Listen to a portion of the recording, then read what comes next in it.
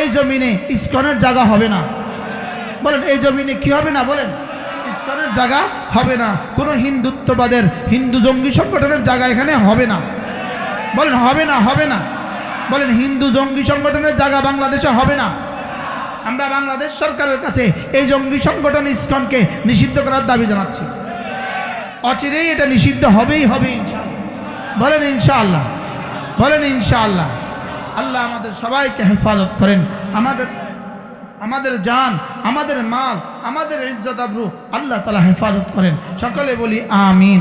এজন্য কেউ যদি মনে করেন ভারত থেকে আবার এসে পড়বেন, এটা স্বপ্নই থাকবে, কিয়ামত পর্যন্ত এটা আর বাস্তবায়িত হবে না।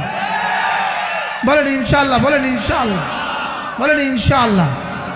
হিন্দুদের উপরে ভর করে আর ইসকনের উপরে ভর করে দেশে আবার ছট করে চলে আসবেন, এটা আর এই দেশে হবে না। এদেশের মানুষ এটা আর খাবে না।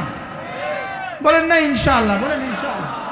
এদেশের মানুষ এটা আর কি করবে না? বলেন এটা আর খাবে না। ফেলে দেওয়া ভূমি আর কেউ ভিতরে নেয় না।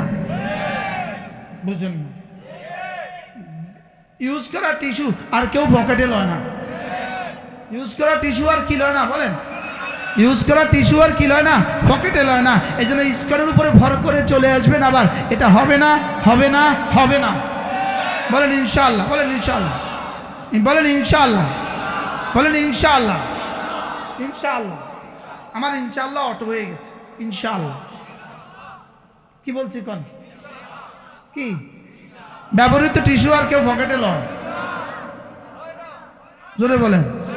ফেলে দেওয়া থুতু আর কেউ মুখে নেয়? এটা তো ফেলে দেওয়ার টিস্যু, এটা তো ব্যবহৃত টিস্যু। এটা কি টিস্যু বলেন? এটা ব্যবহৃত টিস্যু। এই জন্য কারোর উপরে ভর করে আবার চলে আসবেন, এটা এখানে হবে না। হ্যাঁ, এ জাতি 16 বছরের রক্ত ভুলবে না। 16 বছর রক্ত এদের কি করবে না? বলেন এই জন্য ইসকনের উপরে ভর করে আবার চলে আসবেন। চিটাগংকে অশান্ত করবেন, হিন্দুদেরকে উস্কে দিয়ে দিয়ে ওদেরকে অশান্ত করবেন। আমরা শান্তিপ্রিয় মানুষ, লেকিন আমরা ইটের জবাব পাথর দিয়ে দিতে জানি। কি আমাদের বাচ্চারা ইট দিয়ে জবাব দিছে না? দিছে না? বলেন কি দিয়ে জবাব দিছে? ইট দিয়ে জবাব দিছে। তো দেশে ইট তো আরো আছে, কি পাথর তো আরো আছে।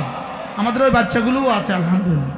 আমি একটা শব্দ বলবো, আমি বলবো লানত, লানত। আপনি বলবেন ইহুদির উপরে লানত, লানত, লানত, লানত, লানত। এটা আমার একটা জিকির, এটা আমার একটা জিকির, প্রতিদিনের জিকির। লানত, লানত। ইহুদির উপরে লানত, নেতানিয়াহুর উপরে লানত। বলেন লানত, লানত, লানত, লানত। নেতানিয়াহুর উপরে লানত। বলে হুজুর এভাবে লানত দিচ্ছেন যে, তো পাগলা কুত্তা রে, পাগলা কুত্তা বাড়িতে আছে, পাগলা কুত্তা গেউ গেউ করতেছে, ছুটোছুটি করতেছে, আপনি এখন পাগলা কুত্তারে দোয়া করেন। এই চলে যাও। কি মারবেন বলেন? গত 5ই আগস্টের পরে পাগলা কুত্তাগুলোকে যদি আক্রমণ করে ফেলতো, পাগলা কুত্তাকে যদি মুগুর মাইরা দিত, আজকে ইসকনের এই ঘটনা ঘটতো না। আদর করছে, আদর, আপনারা থাকেন, আপনি থাকেন। এখন প্রতিদিন প্রতিদিন প্রতিদিন আঘাত করে, করে না? করে না? বলেন না। পাগলা কুত্তারা আদর করতে হয়, মুগুর দিতে হয়। কি দিতে হয় বলেন? 5ই আগস্টের পরে যদি শুধু মুগুর দিত, শুধু মুগুর দিত, আজকে এই ঘটনাগুলো ঘটতো না। আচ্ছা, রিক্সাওয়ালা ডক্টর ইউনূসের আঙ্গুল দেখা, কিস্তি লীগ নতুন বাইরে হচ্ছে। কি লীগ বলেন? কিস্তি লীগ, নতুন নামকরণ কিস্তি লীগ। টাকা কিস্তি দিব, যাইয়েন। কি দিব? ঢাকা কিস্তি দিব। এটা কে নাম দিছে? এটা আজকে ভাইরাল হয়ে যাবে সারা দেশে। বলেন কিস্তি লীগ।